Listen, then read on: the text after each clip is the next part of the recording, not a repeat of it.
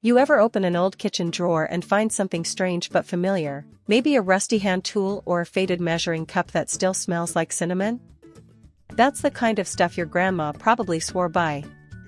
Before digital timers and touchscreen ovens, kitchens were ruled by elbow grease, instinct, and a few trusty tools.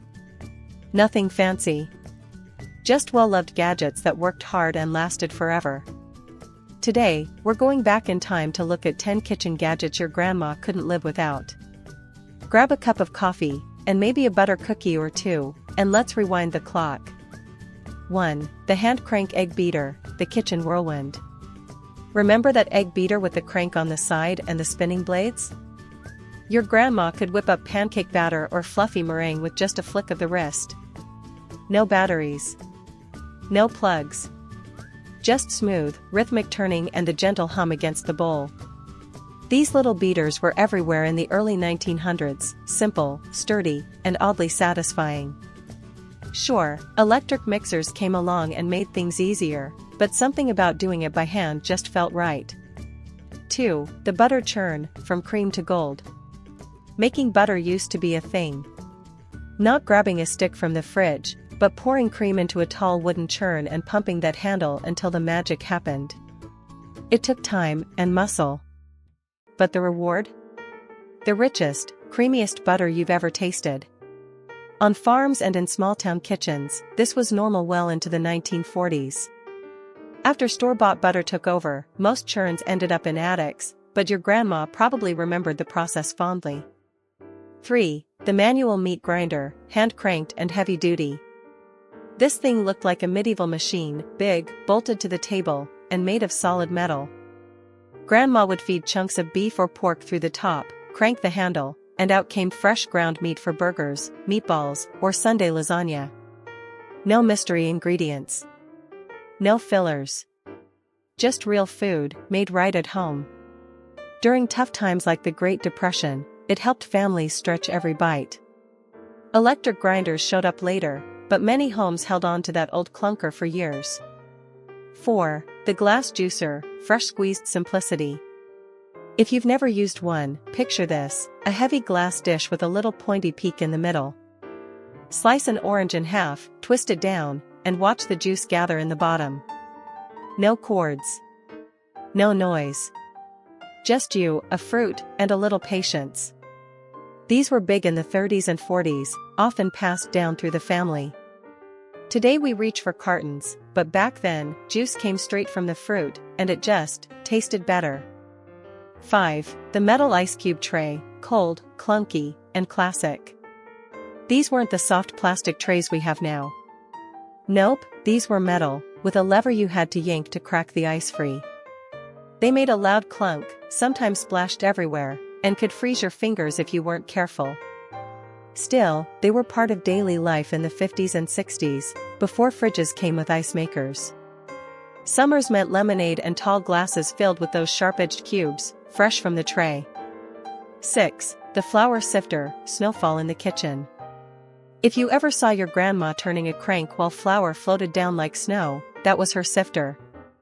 It kept the flour light and airy, perfect for soft cakes, biscuits, and pie crusts. There was a calm, almost meditative feel to using it.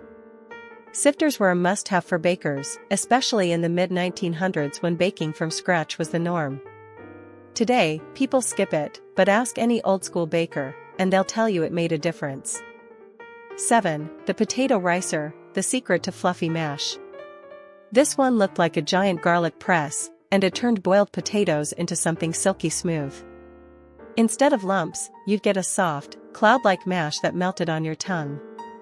Your grandma probably brought this out for special meals, holidays, Sunday dinners, or any time company was coming. They've been around for ages, but hit their stride in American kitchens in the 50s and 60s. A little quirky, sure, but if you know, you know. 8. The Percolator Coffee Pot, morning's greatest hit. You'd hear it bubbling on the stove, smell that rich aroma in the air, and know, coffee's ready. The percolator didn't just make coffee, it announced it. Water would cycle up through the grounds, creating a bold, almost smoky brew. For decades, From the 1920s to the 70s, this was the way to wake up. Even after drip coffee makers took over, many grandmas stuck with the percolator. It just had more character. 9. The Toast-O-Lator, the most entertaining toaster ever. Yes, it had a name. And yes, it was amazing. You'd drop in a slice of bread, and it would slowly travel through the toaster on a little conveyor belt. You could watch it toast through a tiny window. It felt futuristic in the 1940s, a toaster with flair. They were expensive and didn't last long, but if your grandma had one, it probably stole the spotlight at breakfast. 10. The rolling pin, the original kitchen multi-tool. Sometimes simple is best. Grandma's rolling pin wasn't just for dough. It rolled out pie crusts, flattened noodles, and maybe even settled an argument or two. Wooden, worn, and smooth from years of use, it was like an extension of her arm. Rolling pins have been around for centuries, but the mid-century ones had a special feel, sturdy, heavy, and passed down like heirlooms. If you still have hers, hang on to it. That's not just a tool, that's history. OUTRO, gentle piano, old kitchen sounds fade in softly. It's funny how something as simple as an old kitchen tool can carry so many memories. These gadgets weren't just useful, they were part of family traditions.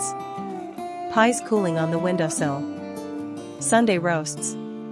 Little hands helping with cookie dough. Did your grandma use any of these? Or maybe you still do? Tell us in the comments, we'd love to hear your story. And if you enjoyed this trip down memory lane, give us a like, hit that subscribe button,